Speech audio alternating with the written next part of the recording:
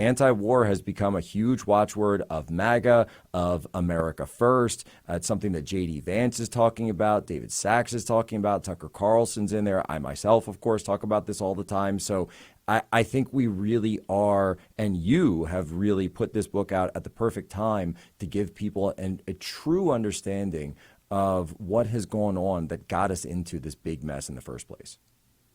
Yeah, well, I appreciate you and all the America Firsters' efforts. I mean, remember that phrase comes from defend America first. That's what it really meant. That's the great book by Garrett Garrett, his collected essays from the Saturday Evening Post, saying that, look, France is not America's eastern frontier. Well, I would agree with that, and I would submit to you that Ukraine also is not America's eastern frontier. This is 7,000 miles even from Washington, D.C., and they've essentially just wandered into a neighborhood where they have no business and got their friend in a fight in the most unfair kind of a way is what's really happened here. And now Donald Trump has run on peace. Remember in the debate, they said, don't you mean you want to help Ukraine win? And he said, I want to end it. It's too dangerous to allow the war to continue at all. And Jack, I'm sure you must have heard him say this. He talks about this from time to time over the decades he has, that Donald Trump had an uncle who taught at MIT, the greatest uncle, the greatest scientist in the world.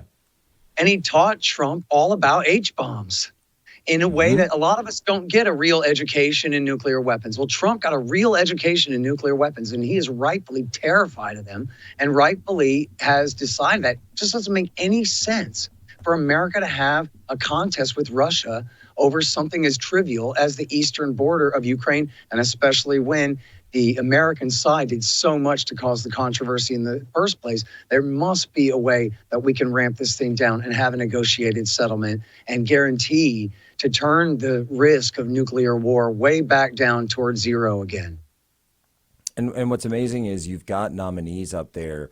Obviously, J.D. Vance is coming in as the vice president, Pete Hegseth at SecDef, Tulsi Gabbard as the DNI, so the director of national intelligence. And the Wall Street Journal kind of ran this, the neocons at the Wall Street Journal ran an attack piece on all of them, saying Trump keeps appointing angry veterans of the global war on terror to his administration. And I said, no, that's specifically what he said he was going to do, as a matter of fact. And these are people, by the way, who saw firsthand where this stuff can go, at least on just that level, on a kinetic level, not to mention a nuclear level. And so I think it's perfect that it's actually people that have experienced war up front, these combat veterans, saying, hey, guys, we need to pump the brakes on this stuff. Mm-hmm. And I know less about the Secretary of Defense, but I can tell you about Tulsi Gabbard. This whole controversy about her, they claim that, she's pro-Russia and pro-Assad in Syria. Well, all that happened, Jack, was she was in Iraq War II. She was stationed at the Balad Air Base north of Baghdad at a time when they were taking fire. They call her a combat veteran, not because she was pulling triggers, but because she was getting shelled at the base where she was in a medical unit. So I don't know particular anecdotes, but presumably she saw boys dying there who had been fighting the Sunni-based insurgency, the vanguard of which was al-Qaeda in Iraq. It was just a couple of years later that Barack Obama and the rest of the Washington consensus, led by Senator McCain on the Republican side as well, said that, no, these guys are the moderate rebels. We like them now. John McCain even went and met with the Northern Storm Brigade, who had told Time magazine a month before he went and met with them that they were proud veterans of Iraq, where they had fought against America essentially under Zarqawi as part of al-Qaeda in Iraq against the Americans in Iraq War II. But now in Syria, they're heroes because now they're fighting the Shiites. And so that's what Israel wants. And so that's what the American War Party wants. And she's saying, I'm sorry, I can still tell you the shirts from the skins, and I'm not switching sides in this thing after what I've seen in Iraq. So, in other words, what was the difference between her and everybody else on the political scene at that time? She knew what she was talking about, and they were all just bluffing and going along with, well, I guess we're supposed to all say now Assad's a dictator and whoever's fighting him is a hero. When people who know about it know the people fighting him are not heroes at all. They're the bad guys from the last.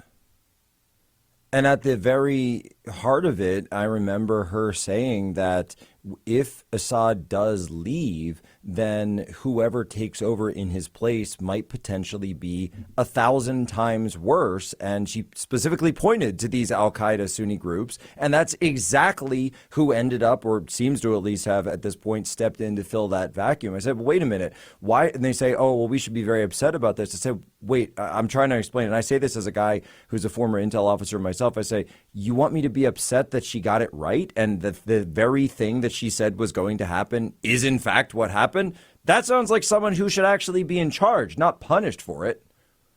Yeah, well, and it's funny, man. That I read this thing in the New York Times that is just like a public relations. And it's like it's even like the Ukraine stuff. It's like you have all the facts, but they just tell you the story backwards or something. Right.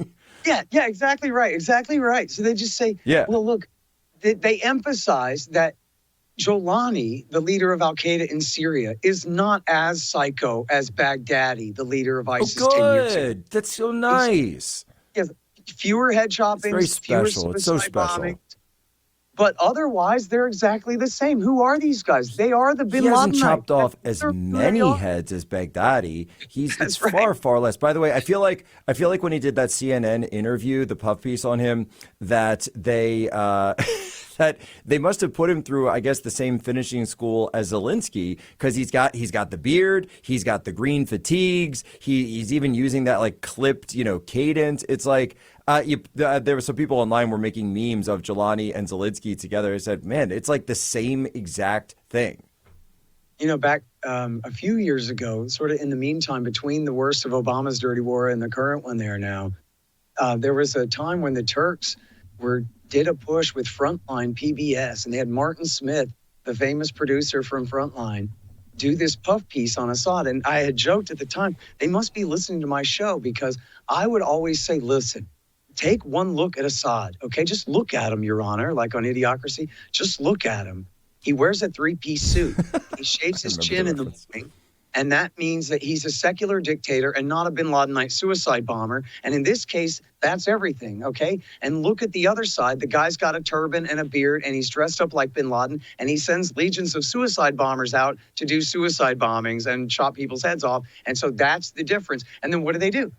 They literally dressed him up in a three-piece suit, including the vest and everything, and had him sit there and he didn't shave his beard off. They weren't going to do that. But I bet they trimmed it anyway. And they had him sit there and essentially say he's clearly under Turkish control, i.e. American control, that, listen, for public relations reasons, we need you to tone down the crazy so that you can get rid of the Shiites for us. That's what you're here for. And he has gone along with that. But the thing is, Jack, as I'm sure you anticipate as well, if he really is just going to kowtow to America and Israel for the long term, then somebody's going to shoot him in the head and replace him anyway. I mean, these guys are head chopping lunatics, as their basic political philosophy.